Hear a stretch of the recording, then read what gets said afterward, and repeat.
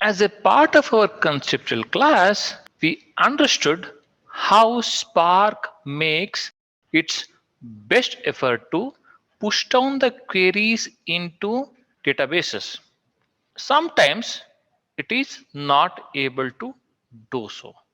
In those cases, we got to come out with the query itself and pass that as a table.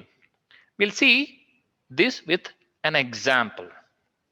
We have created the data frame called MySQL df cats by reading the data from a cats table, which is there as a part of the pets database, which is part of the MySQL database management system. What we will do is we'll take this data frame and subject that to some filtering.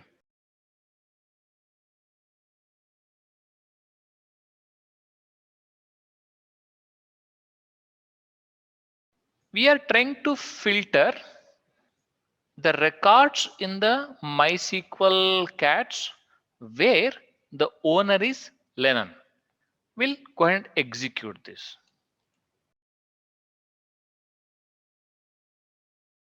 You can see we have got a record where the owner is Lennon. Now if you go and check this by using a explain method, you can see it is scanning a JDBC relation. Cats means here JDBC relation is a table and number of partitions is 1. If you see pushdown filters, it is filtering is not null owner equal to owner is Lennon. What it essentially means is it is pushing down this filter into the database itself. Instead of reading all the records from the database, then filtering in Spark, it is retrieving only these records by pushing down the query into the database. This is one case where Spark is intelligent enough to push down the query into the database. Let us look at one more example where Spark is not able to push down the query. I'll use the same data frame.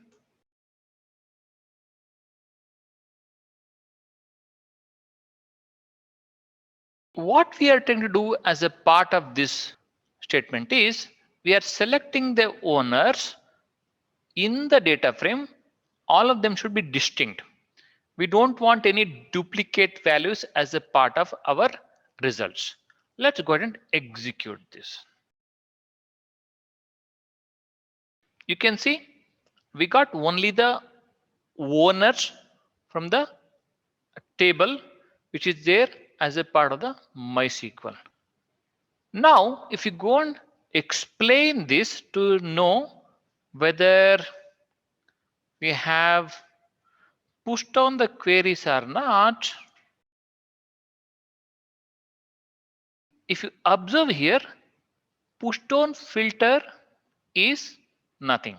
That means Spark is not able to push down the filter and try to extract the required data from the database in this case. As we have already indicated, Spark will make a best attempt. In the filter case, it is able to push down the query into the database, but in the distinct case, it is not able to do so. What is the solution? As we have already discussed, the solution is we can have a query, assign that to a variable and use that variable as a table. Then we are forcing Spark to push down the query. Let us look at that example here.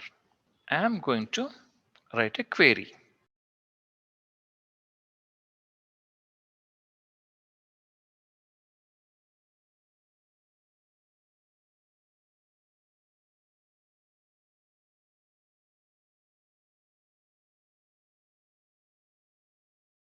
So this is the query. This is actually a SQL query. We are giving that as a part of the triple quotes.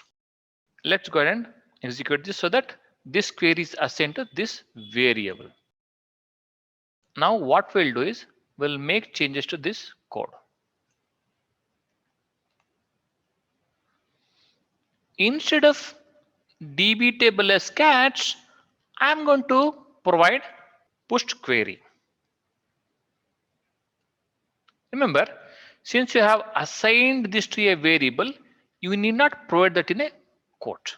So instead of MySQL df catch, I will rename it as a pushed query. Let's go ahead and execute this. So all I have done is instead of a table catch, I am providing a query assigned to a variable. So in this case, I am substituting that variable.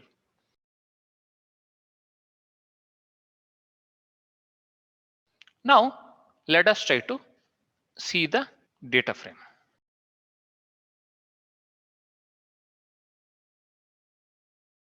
We are getting only the distinct owners here. Let us try to see how Spark is reading this. If you go and explain this, if you observe here, table itself is taken as a query.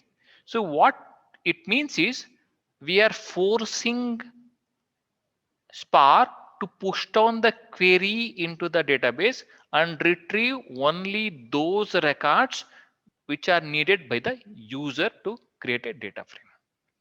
Wonderful, isn't it? We understood how Spark tries to push down the query in most of the cases.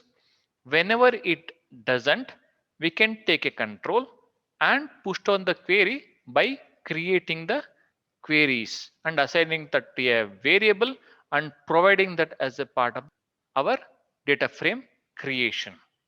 Please do practice. Have a great time.